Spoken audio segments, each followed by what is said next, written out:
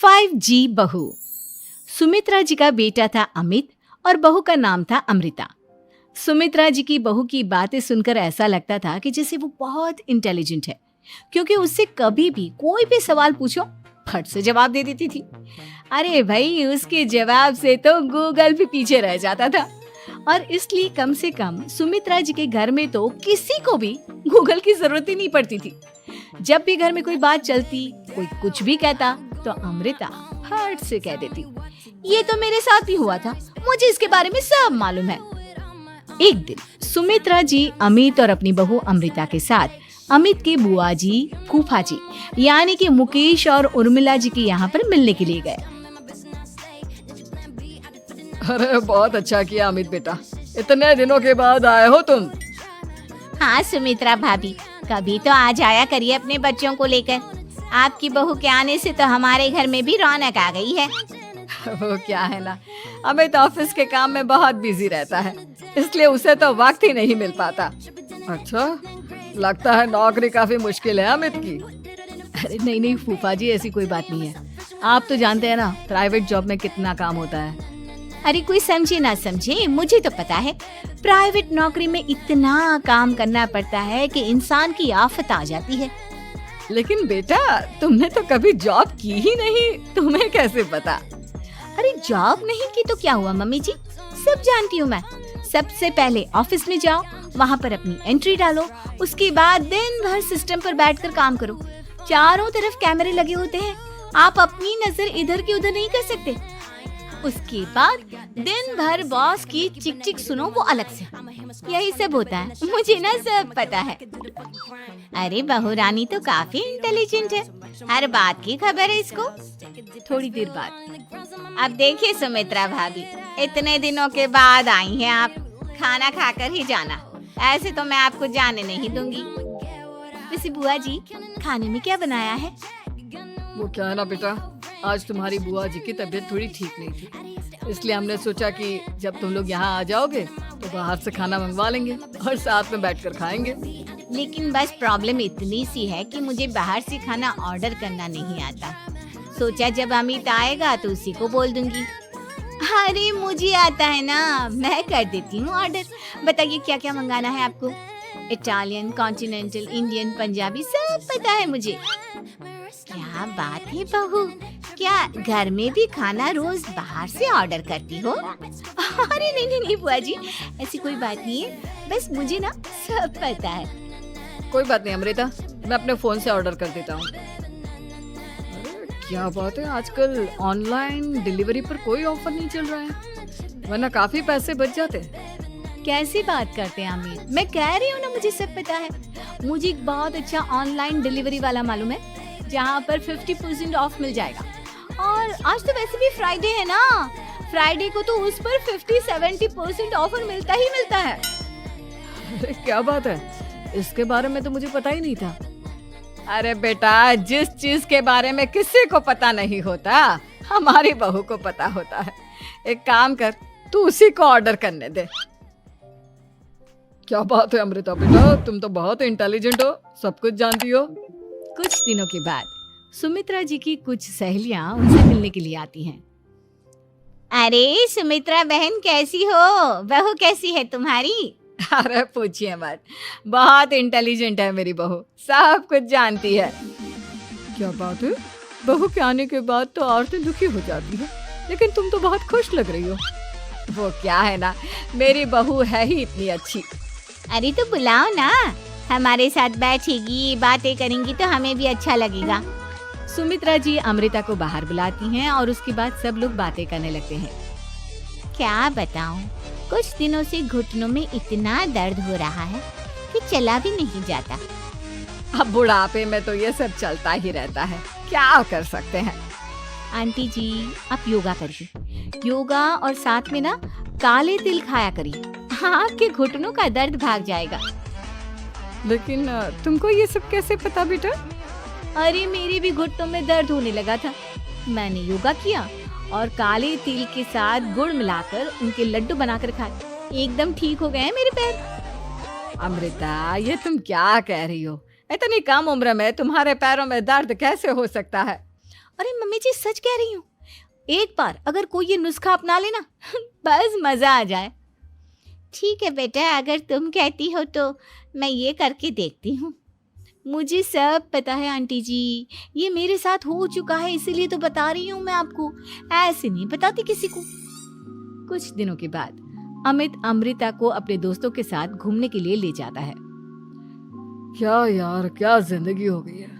सारा दिन ऑफिस का काम करते रहो, अपनी हेल्थ पर तो ध्यान ही नहीं दे सकते। अरे क्यों नहीं दे सकते अपनी हेल्थ पर ध्यान, सब दे सकते हैं। इंसान चाहे तो कुछ भी कर सकता है। क्या बात है भाभी, आप इतनी श्योरिटी के साथ कैसे कह सकती हैं? अरे आजकल ना एक से एक एप्लीकेशन है मार्केट में, और जानते उसमें कुछ एक्सरसाइज तो ऐसी बताते हैं जिन्हें आप अपने ऑफिस में बैठे बैठे, मेरा मतलब लैपटॉप पर काम करते करते भी कर सकते हैं।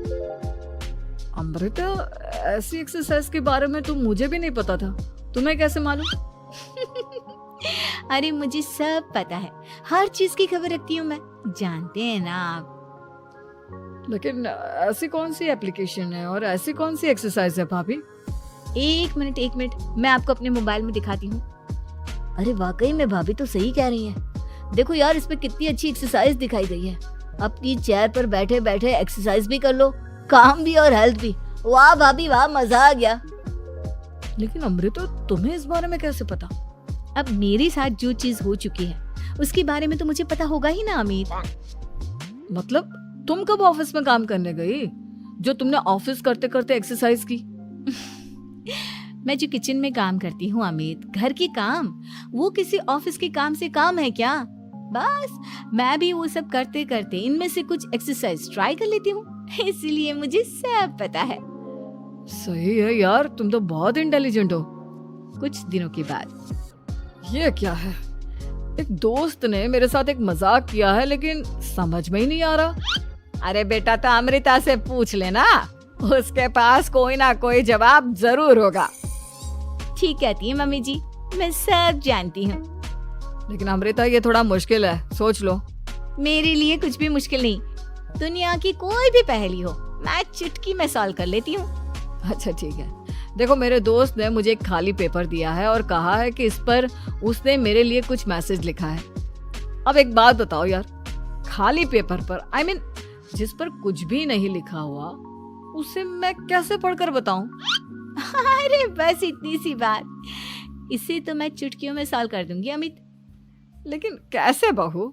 इस पेपर पर तो वाकई में कुछ नहीं लिखा हुआ, एकदम खाली पेपर है, कैसे, क्या पढ़ोगी तुम?